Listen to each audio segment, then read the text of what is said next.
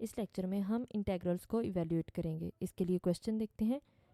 हमें ये क्वेश्चन दिया गया है, इसमें हमें इसकी इंटीग्रेशन करनी है। तो इसके लिए हम क्या करेंगे, यहाँ पे देखें कि एक कंडीशन दी गई है x plus A is greater than 0। इसका मतलब है कि डिनोमिनेटर में अगर 0 आ जाए, अगर ये दोनों की जगह 0 आ जाएगा तो हमारे पास क्या हो जाएगा, ये अनडिफाइंड फंक्शन हो जाएगा। इसकी कंडीशन दी गई है कि x प्लस ए 0 नहीं होना चाहिए, ये 0 से बड़ा ही होना चाहिए, x प्लस ए भी और x प्लस बी भी। तो अब हम इसको सॉल्व करते हैं, इसका सोल्यूशन देखते हैं। तो इसके लिए यहाँ पे देखें, क्योंकि डिनोमिनेटर में स्क्वायर रूट इन्वॉल्व है और दरम्यान में साइन प्लस आ रहा है, तो हम इसको रैशनलाइज करेंगे। तो रैशनलाइज हम इसके कॉन्जुगेट से करेंगे। तो कॉन्जुगेट क्या आएगा, प्लस है तो हम माइनस यूज़ करते हैं, ऑपोजिट साइन यूज़ करते हैं, वैल्यूज़ सेम रहती हैं, जैसे ये दोनों सेम वैल्यूज़ हैं। तो यहाँ पे हम मल्टीप्लाई भी करेंगे इसका कॉन्जुगेट से और डिवाइड भी करेंगे। तो यहाँ पे देखें कि ये वैल्यू dx से मल्टीप्लाई हो जाएगी, तो dx को हम एंड पे लिख लेंगे।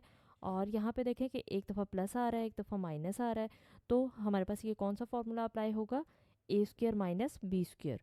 तो हमने इस पे अप्लाई कर दिया, ए स्क्वायर माइनस बी स्क्वायर का फॉर्मूला अप्लाई कर देंगे। तो स्क्वायर से स्क्वायर रूट कैंसिल हो जाएगा यहाँ पे। और यहाँ पे देखें कि नीचे क्या आ जाएगा, ये क्योंकि ब्रैकेट है और बाहर माइनस है, तो हम माइनस को एक्सपेंड कर देंगे। तो माइनस को एक्सपेंड करेंगे, माइनस माइनस क्या हो जाएगा, प्लस माइनस माइनस पी आ जाएगा। अब यहाँ पे कटिंग हो रही है, एक्स से कैंसिल हो जाएगा। अब हमारे पास जो बचा हमने लिख लिया। यहाँ पे देखें कि ये हमारे पास कौन से फंक्शंस आ रहे हैं, ये हमारे पास a x plus b whole power n, ये इस टाइप का फंक्शन है। अगर यहाँ पे a इक्वल टू 1 होता है तो ये क्या हो जाएगा, x प्लस बी होल की पावर n। ये हमारे पास एक सिंपल फंक्शन बन जाता है।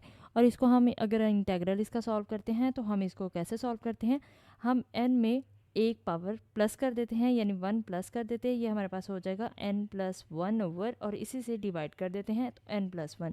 इस तरह से हम इसको सॉल्व करते हैं। तो यहाँ पे देखें कि हमारे पास क्या आएगा, x प्लस ए होल की पावर 1/2 है, हम इसमें 1 प्लस कर देंगे। पहले तो हमने इनके इंटेग्रल सेपरेट कर दी हैं, अब हम इसमें पावर 1 प्लस कर देंगे। तो 1/2 प्लस 1 कितना आ जाएगा, 3/2 आ जाएगा एलसीएम लेने के बाद। तो उसी से हमने डिवाइड कर दिया। इसी तरह से यहाँ भी 1/2 आ रहा है, तो इसमें भी हम प्लस 1 कर देंगे और डिवाइड में भी ऊपर भी 3/2 आ जाएगी पावर, और डिनोमिनेटर में भी 3/2 लिख देंगे। अब यहाँ पे देखें कि दरमियान में माइनस आ रहा है, तो इसका मतलब एलसीएम कितना आएगा, 3/2 ही एलसीएम आएगा। तो 3/2 जब डिनोमिनेटर में 3/2 आ रहा है, यहाँ पे देखें a माइनस बी, फर्स्ट किया यहाँ पे ये आपके पास इसकी जगह अगर हम 1 रख लें, 1/3/2 आ रहा है, तो ये 2 ऊपर डिनोमिनेटर में है तो न्यूमिनेटर से मल्टीप्लाई हो जाएगा, ये क्या आ जाएगा 2/3, यानी रेसिप्रोकल हो जाएगा। तो इसलिए यहाँ पे देखें हमने 2/3 लिख लिया, और ये बाहर हमारे पास डिनोमिनेटर ऑलरेडी था, ये उसी तरह से आ गया। और बाकी जो हमारे पास ब्रैकेट्स बची हैं वो हमने उसी तरह से ब्रैकेट्स यहाँ पे लिख दी, यानी ये ब्रैकेट यहाँ आ गई और ये वाली ब्रैकेट यहाँ आ गई। और जब भी इंटेग्रल एंड हो जाता है, ख़त्म हो जाता है, हम उसको सॉल्व कर लेते हैं तो हम प्लस सी लिखते हैं, इसलिए यहाँ पे हमने प्लस सी यानी सम कांस्टेंट लिख दिया है।